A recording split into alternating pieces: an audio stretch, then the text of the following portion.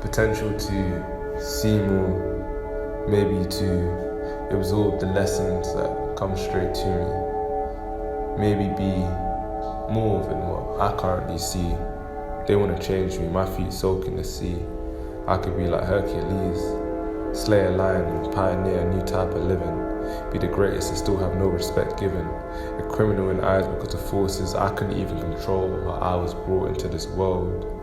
Injustices that make my head do twirl. It's like I'm stuck in a swirl or a whirlwind. I peep sins and sometimes I indulge in. Soak in a weird kind of otherworldly space. I'm at a place or something. Like I'm made of a flavorless substance, I'm nothing. More or less than the stress and anxiety I made the active decision to bathe in. Guess I have no talent. No brain, I exist in a state of no balance, no pate, no palate. Might as well just smack me with that mallet, then I'd be dead. The sick thoughts would slowly flow away from my head and I'd forget.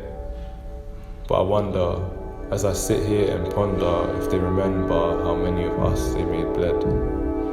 When they tear away another mouth that mummy once fed, I wonder if they even heard what I said.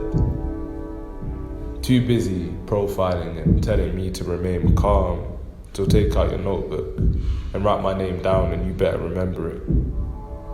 And I remember once I sat on a bus, I saw through the gaze of my peripheral an issue that I could have never envisioned. A young boy, no darker than eyes, surrounded by what I could only describe as phosphorescent neon green, festering leeches, pale and fat like vampiric pigs that would not let go of his skinny 10-year-old arms. He screamed, and they cared not of the psychological trauma and harm they instilled in him from that day, and my teeth gritted as he tried to run away because I didn't care what he'd done. He was a child, and I cared only about the systematic racism that had been put in place for a youth with slightly darker pigments on his face to be thrown right down to the bottom as if he was nothing. I beg he'll be something, but at this rate, probably not so. Because in school, the potential for our talents are only highlighted if we are at the top. And I've been there, but I've also seen how kids more intelligent than my white friends are labelled as lazy and unprepared for their future because they lack the motivation from absent fathers and mothers who already have too much on their plate but try their best, from teachers who tell them to leave the class because of the attention they're dying from, a society who will look the other way when they see the letters TOLU on a page instead of TOMMY.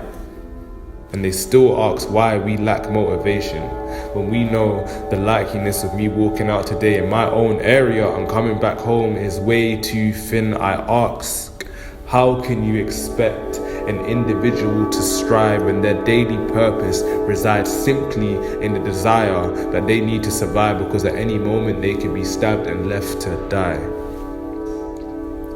As a writer, as an artiste, I use my words as a form of creation to trigger inspiration. And with the words I speak, I wish to inspire more than people. Instead, I'm talking nations. So that black boys don't have to be cornered. So our black daughters don't have to be validated by the way their hair looks or the fact that her lips look too big. Eurocentric fashion. Fuck that. I'm here to evoke change, the same way Nat Turner broke the chains of over 200 slaves. Because sometimes I hear God's voice too. I peep that shit he's been telling me to do, but sometimes I get lazy. But then again, fuck that, we're making the difference.